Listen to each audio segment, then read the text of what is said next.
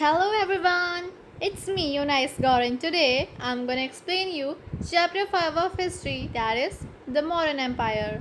This is the part 2. So now let's get started. King Ashoka. Now King Bindusara is not in our syllabus. So we'll proceed with King Ashoka. Ashoka was the third and the most enlightened ruler of the Mauryan dynasty. Ashoka third and most enlighten ruler थे Mauryan dynasty के. ही reigned in the 3rd century BC, but says BG Gokhale. He lives with us today in the wheel on our national flag and the lines on our state seal. Such is his influence on history. तो वो उनका इतना influence है history पे जितना national flag के ऊपर जो व्हील है और स्टेट सील के ऊपर लाइंस का. वैसे ये वर्ड्स बीजी गोखले के इतने इंपॉर्टेंट नहीं है in exam perspective, so it's just for your general knowledge. As a young prince Ashok had the charge of Ujjain as its viceroy governor. Ashok पहले एक यंग प्रिंस थे उज्जैन के, उनके ना वो उज्जैन के इंचार्ज थे एज इट्स वाइसरॉय गवर्नर. मतलब when revolt took place in Takshashila during the rain of king Bindusara. जब किंग बिंदुसरा के रेन में एक रिवॉल्ट हुआ था तक्षशिला में, Ashoka was send there to crush it. तब अशोका को भेजा गया था उसको क्रश करने के लिए. He was one of several sons and was selected as yuvraj crown prince. तो वो सेवरल सन्स में से एक थे और युवराज क्राउन प्रिंस उनको बनाया गया on account of his ability for the imperial throne. क्यों? क्योंकि उनमें वो एबिलिटी थी इम्पेरियल थ्रोन के लिए जो चाहिए.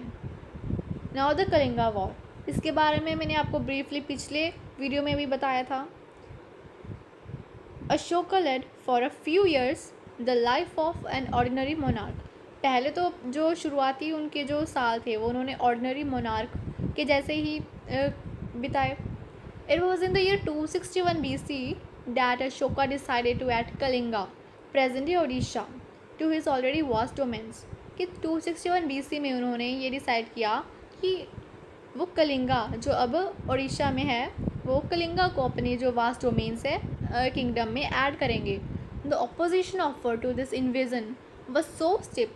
मतलब जो कलिंगा के लोग थे उन्होंने भी इसका अपोज किया कि हम सरेंडर नहीं होंगे, इसलिए वो बहुत ब्रेवली लड़े भी. That the conquest involve immeasurable destruction. इसकी वजह से क्या हुआ कि इमेजरेबल डिस्ट्रक्शन, बहुत ब्लड शेड, बहुत डिस्ट्रक्शन हुई. Nearly 1,50,000 persons were carried into captivity. मतलब as prisoners they were kept. 1 lakh were slain, means they were killed, and that many times that number perished from famine and other calamities. और जो बच गए और बाकी थे जो वो perished, और वो भी बचे नहीं फिर बाद में, क्योंकि they were perished from famine, भूखमरी फैल गई और other calamities भी फैल गए. So they were also killed. Now its consequences. The Kalinga War was the turning point of Ashoka's career. Now Ashoka का जो लाइफ में ये कलिंगा वॉर एक टर्निंग पॉइंट है. All this misery awakened in his heart the feelings of profound sorrow and regret. तो जो ये सब उनने जो ब्लड शेड डिस्ट्रक्शन देखी तो उनका जो फीलिंग्स थे प्रोफाउंड सॉरो एंड रिग्रेट उनको रिग्रेट होने लगा. The war drum was silence for ever. War drum उन्होंने साइलेंस कर दिया हमेशा के लिए. मतलब उन्होंने वो धावा किसी पे वॉर नहीं दोबारा से करेंगे. From the time onwards Ashoka preached nothing but peace. तब से अशोका कुछ नहीं बट पीस, शांति फैलाते रहे. He became follower of lord Buddha. उन्होंने बुद्धिज़्म एक्सेप्ट की and employed his unlimited power and resources in the teaching and propagation of an ethical system which is called dhamma, the law of piety. ना उन्होंने Buddhism को तो accept कर लिया, उनका वो प्रमोट भी करते थे, लेकिन साथ ही साथ उन्होंने अपना एक रिलीजन बनाया, dhamma. With the death of Ashoka the Mauryan dynasty ceased to be a political force. जब अशोका की डेथ हो गई तो जो मौर्यन डायनेस्टी थी वो पोलिटिकल फोर्स इतना नहीं स्ट्रॉन्ग रह पाई. दो later rulers continued for little more than 50 years. कि जो बाद में जो अशोका के बाद जो रूलर्स बने वो 50 ईयर्स से ज़्यादा तो उन्होंने रूल किया, बट जब finally the dynasty came to an end है, लेकिन फिर भी जो डायनेस्टी थी वो एंड हो गई and gave way to the rise of Pushyamitra Sunga in the year 187 BC। और मौर्यन एम्पायर के बाद कौन सी डायनेस्टी आई? Sunga dynasty. So now Mauryan administration.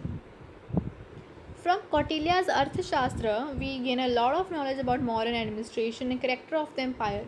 Now जो अर्थशास्त्र थी कौटिल्य ने जो लिखी उसमें हमें पॉलिटिकल नॉलेज मिलती है कि मौर्यन एडमिनिस्ट्रेशन के बारे में।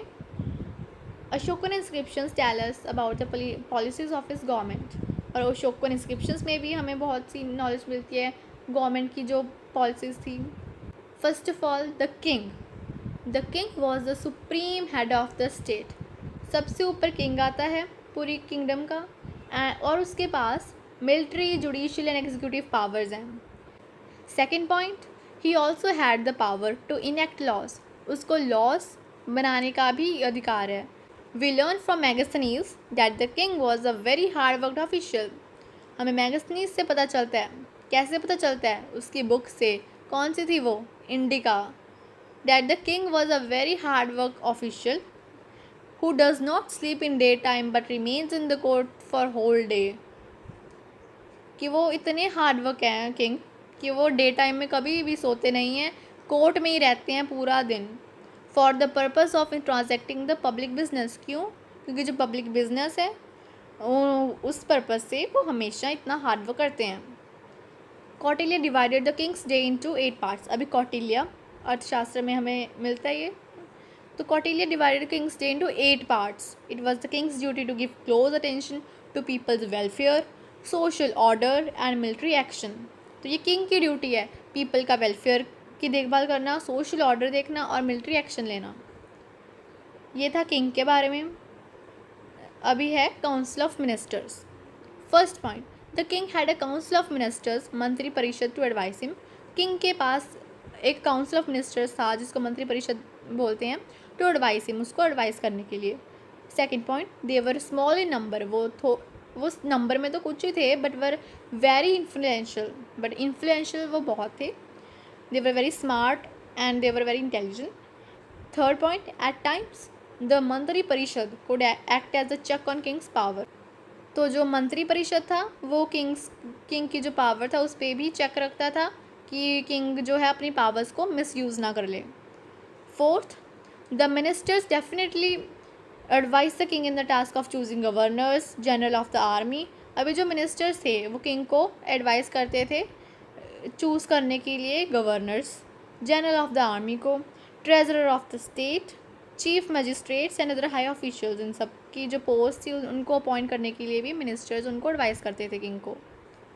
तो ये था brief note on council of ministers. अभी पढ़ते हैं a network of spice. First point is the Mauryan state made extensive use of reporters and spies to keep the emperor well informed about his opponents and their activities। जो Mauryan state थी उनके पास बहुत सारे reporters थे और spice थे ताकि जो एम्प्रर को वेल इन्फॉर्म रखें उनके ओपोनेंट्स के बारे में और उनकी एक्टिविटीज़ के बारे में कि वो कब उन पे वार बोलने वाले हैं। Second point, Megasthenes called spies overseers, Kautilya called them the gudha purushas. तो मैगस्थनीज ने जो अपनी बुक थी इंडिका उसमें लिखा है स्पाइस को ओवरसियर्स, और कौटिल्य ने जो बुक लिखी थी अर्थशास्त्र उसमें स्पाइस को लिखा है gudha purushas. That is the secret agents. Third point, they reported to the king important matters. अभी जो ये स्पाइस क्या करते थे, किंग को इंपॉर्टेंट मैटर्स के बारे में रिपोर्ट देते थे कंसर्निंग द आर्मी, जैसे आर्मी के बारे में, स्टेट एंड कंडक्ट ऑफिसर्स के ऑफिसर्स कैसे काम कर रहे हैं, अच्छा कर रहे हैं कि कैसे कर रहे हैं। तो ये थे 3 पॉइंट्स नेटवर्क ऑफ स्पाइस के बारे में। अभी हैं सोर्सेज ऑफ रेवेन्यू, कि रेवेन्यू कहाँ से आता था, इनकम कहाँ से आती थी किंग को। अर्थशास्त्र provides a detailed list of the sources of revenue which include. अभी अर्थशास्त्र में मैंशनड है ये सारा कि सोर्सेज ऑफ रेवेन्यू कहाँ से आती थी, जैसे लैंड रेवेन्यू, ठीक है, land revenue and revenue from mines and forest. ये दो अलग अलग पॉइंट है, लैंड रेवेन्यू फर्स्ट है and revenue from mines and forest ये सेकंड है।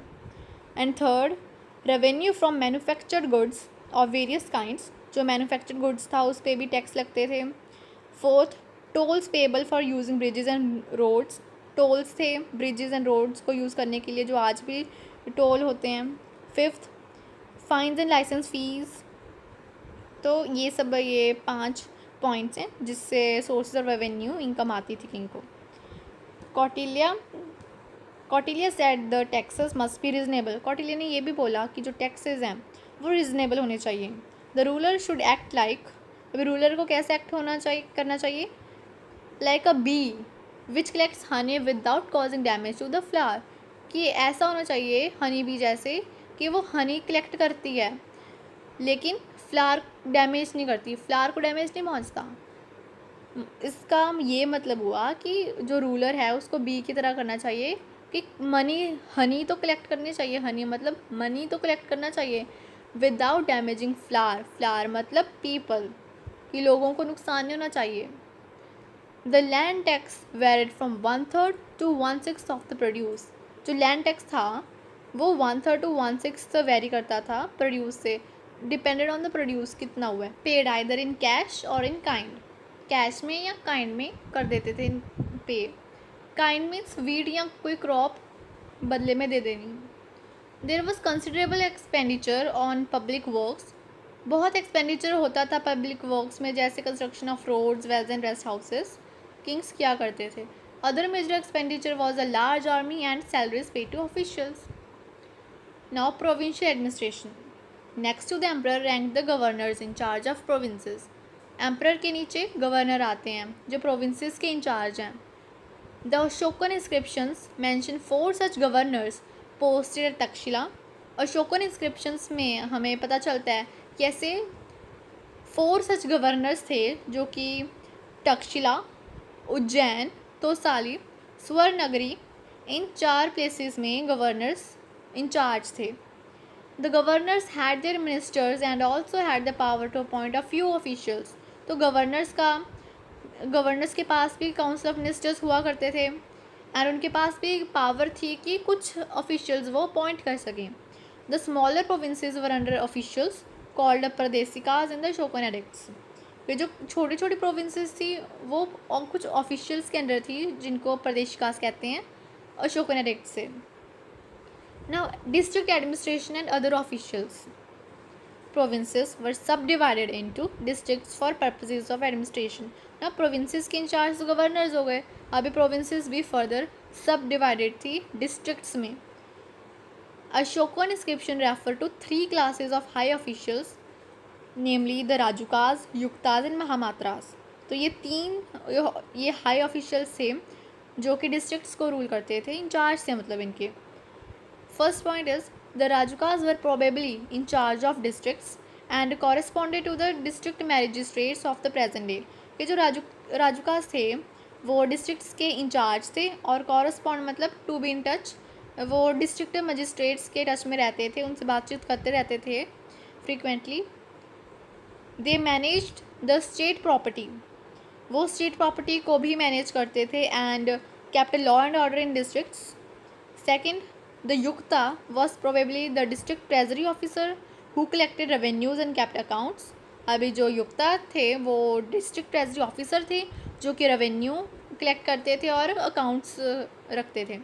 Third, the Mahamatras were heads of special department. जो महामात्रा थे वो स्पेशल डिपार्टमेंट्स के हेड थे। Ashoka created a new class of Mahamatras. उन्होंने तो अशोका ने महामात्रा की एक नई क्लास बनाई, that is the Dhamma Mahamatras who promoted Dhamma and looked after the general happiness and welfare of the people. और धम्मा महामात्रास का क्या काम था, उन्होंने जनरल हैप्पीनेस और वेलफेयर ऑफ द पीपल के देखभाल करनी थी। Now the city administration.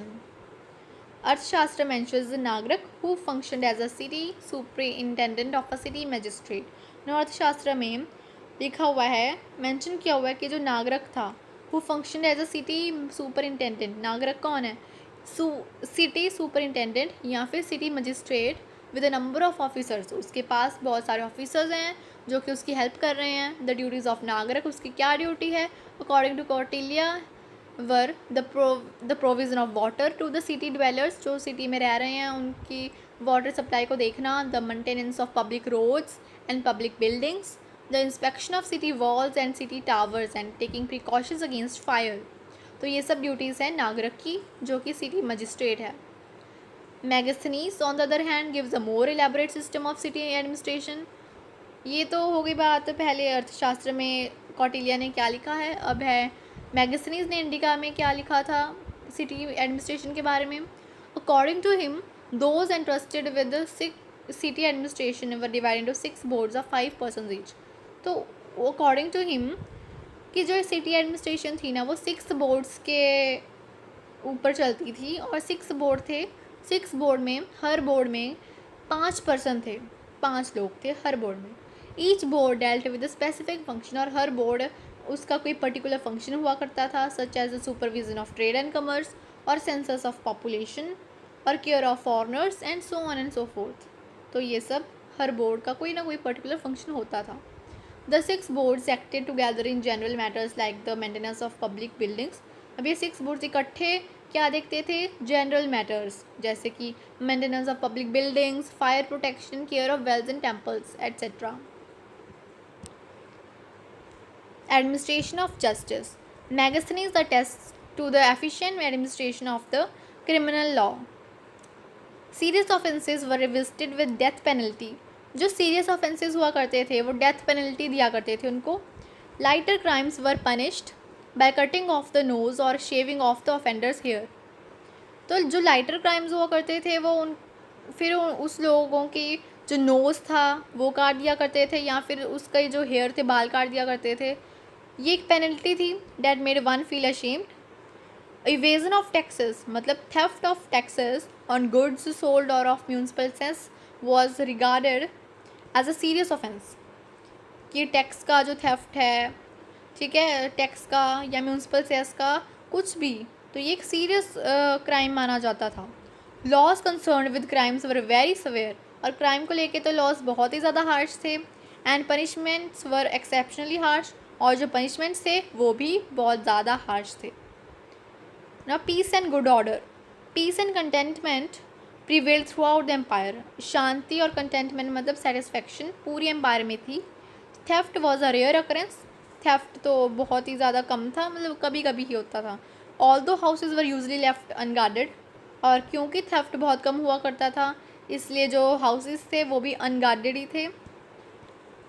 Such a situation was a result of mainly 3 factors. और ऐसा क्यों हुआ, इसके 3 फैक्टर हैं। The general honesty of the people, लोग बहुत ऑनेस्ट थे। Second, efficient administration of the criminal law, criminal law की बहुत अच्छे से एफिशिएंट एडमिनिस्ट्रेशन किया गया। Third, modern economy based on productive agriculture and lucrative business and trade, क्योंकि इकोनॉमी भी बहुत अच्छी चल रही थी प्रोडक्टिव और agriculture lucrative business and trade के बारे में। ना प्रोडक्टिव एग्रीकल्चर, अभी उनकी इकोनॉमी के बारे में भी थोड़ा सा यहाँ पे दिया हुआ है।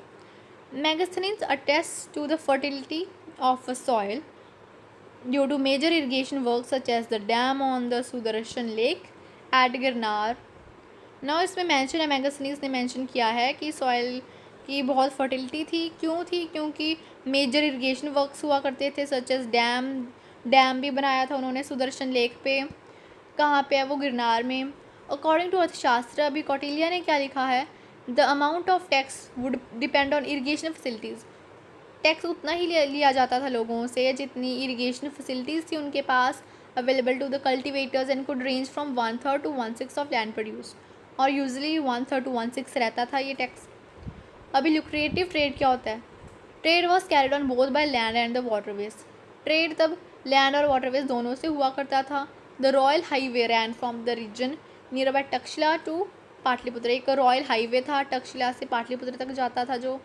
From the port of Tamralipti the ship sailed for the east coast Sri Lanka and Burma Myanmar. एक पोर्ट भी बनाया हुआ था। The Buddhist literature refers to the sea voyages from Bharuch Gujarat to Babylon. Sea voyage भी किया करते थे जो बुद्धिस्ट लिटरेचर में भी मेंशन है। Now architecture is not in our syllabus. Now Dhamma, it's the very important topic of our chapter. The horrors of a single war convinced Ashoka that the chiefest conquest is the conquest of right and not of might. Now जो horror of single war, कौन सा single war, Kalinga.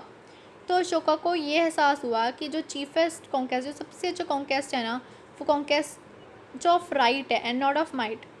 कि ताकत से, ये war से, ये जो जीता हुआ कॉन्केस्ट है वो असली नहीं है। जो राइट से मतलब जो ये धम्मा का ये रूल्स फॉलो करके जो कॉन्केस्ट है, बिना वॉर के जो कॉन्केस्ट की हुई है, वो असली है। The sources on Ashoka's Dhamma are his own inscriptions, stone edicts. जो अशोका की जो धम्मा की जो सोर्सेज है वो हमें कैसे पता चलती है? उसकी इंस्क्रिप्शन से, स्टोन एडिक्ट से, पिलर एडिक्ट से भी। displayed at many prominent places. They consist of 14 major and several minor rock edicts at 22 locations. तो हमने पहले भी पढ़ा था कि a series of 14 rock edicts were found. तो 14 मेजर रॉक एडिक्ट्स हैं और सेवरल माइनर रॉक एडिक्ट्स हैं, और माइनर कितनी है? 22। और सेवरल पिलर एडिक्ट्स भी हैं, the cave inscription and other inscription. ठीक है। नाउ फंडामेंटल प्रिंसिपल्स ऑफ धम्मा। धम्मा के फंडामेंटल प्रिंसिपल्स क्या हैं? The Prakrit word Dhamma and the Sanskrit word धर्म हैव द सेम मीनिंग। धर्म नेवर मेंट एग्जैक्टली रिलीजन। तो धर्म का एग्जैक्टली मीनिंग रिलीजन नहीं है, इसका ये भी मतलब है it employed concept such as justice, virtue, morality, law and duty. इसका सिर्फ रिलीजन नहीं, ये सब गुड डीड्स, ये अच्छे, ये जस्टिस, वर्च्यू जैसे भी डीड्स हैं इसमें। The fundamental principles of Ashoka's Dhamma are as follows. Ashoka की जो धम्मा जो ये इसने बनाया था रिलीजन, उसके ये फंडामेंटल रूल्स हैं कि purity of domestic life and truthfulness, toleration, not to speak evil of others religious faith, third ahimsa, sanctity of life and true ceremonial. Ashoka declared that the true ceremonial was kindness to living creatures and liberality to ascetics and Brahmins. Liberality means kindness, having respect to ascetics and Brahmins. तो ये सारे fundamental principles हैं धम्मा के. Now means adopted for the propagation of Dhamma and the spread of Buddhism. तो वो धम्मा and Buddhism दोनों को promote करते थे Ashoka. First point, Ashoka practiced what he preached. He gave up the royal hunt and also stopped the killing of living creatures for the delicacies of the royal kitchen. तो अशोका ने जो preach किया, जो teach किया, उसको अपनी लाइफ में भी प्रैक्टिस किया. जैसे उन्होंने रॉयल हंट उन्होंने गिव अप कर दिया, उन्होंने लिविंग क्रिएचर्स को मारना बंद कर दिया just for the royal kitchen, उनकी डेलिकेसीज के अपने स्वाद के लिए उनको मारना बंद कर दिया. Second, he followed a policy of religious tolerance, कि उन्होंने एक फॉलो की एक पॉलिसी रिलीजियस टॉलरेंस की. जो अपना रिलीजन है उसको तो रिस्पेक्ट देनी है, बट बाकी रिलीजन्स को भी रिस्पेक्ट उतनी ही देनी है. And made donations to Brahmins and ascetics of different religious sects. And उन्होंने डोनेशन भी दिए ब्राह्मण्स को और बाकी ascetics थे जितने भी रिलीजियस सेक्ट्स के. Third, officers of the state were required to tell people about the duties. और जो स्टेट के जो ऑफिसर्स थे वो भी, उनको ये इंस्ट्रक्शंस थी कि तुमने लोगों को बताना है कि उनकी ड्यूटीज़ क्या हैं. Fourth, Ashoka created a special class of officers called Dhamma Mahamatras. Ashoka ने धम्मा महामात्रास की एक स्पेशल क्लास बनाई who were charged with the duty of enforcing the moral code and looking after the welfare of people. जो कि उनकी क्या था, उनको क्या चार्ज दिया हुआ था कि मॉरल कोड मतलब मॉरल वैल्यूज़ उनको देनी है, looking after the welfare of people की भी देखभाल करनी है, वेलफेयर होना चाहिए लोगों का. Fourth, Ashokan edicts are mainly religious in character. जो अशोकन एडिक्ट्स हैं वो मेनली रिलीजियस ही हैं. They require people to cultivate purity of life. उनकी जो लाइफ की जो प्योरिटी है वो होनी चाहिए. To be tolerant to other religious faiths, to abstain from killing और injuring animals and to be charitable to all. कि नॉन वायलेंस होनी चाहिए और चैरिटेबल टू ऑल की डोनेशंस भी करने चाहिए. Fifth, royal machineries were sent to all frontiers of the empire and to Sri Lanka, Syria, Egypt and Macedonia for the propagation of Dhamma and spread of Buddhism. Now Dhamma और Buddhism को promote करने के लिए royal missionaries भेजी गई जितने भी फ्रंटियर्स थे एम्पायर के, जैसे Sri Lanka, Syria, Egypt, Macedonia. It is a certain that Ashoka was successful in transforming Buddhism from an Indian sect into one of the great religions of the world. इसे अशोका का सबसे बड़ी बुद्धिज़्म को सबसे बड़ी हेल्प अशोका ने दी है कि सिर्फ इंडिया में ही नहीं बल्कि पूरा वर्ल्ड रिलीजन बनाने के लिए अशोका ने प्रमोशन की. एंड अगर आपको कोई क्वेश्चन आए कि मीन्स अडॉप्टेड बताओ, तो ये सारी मीन्स हैं and propagation of Dhamma. So this was all about this chapter. I hope you found this video helpful. Now don't forget to like, share and subscribe. Thank you.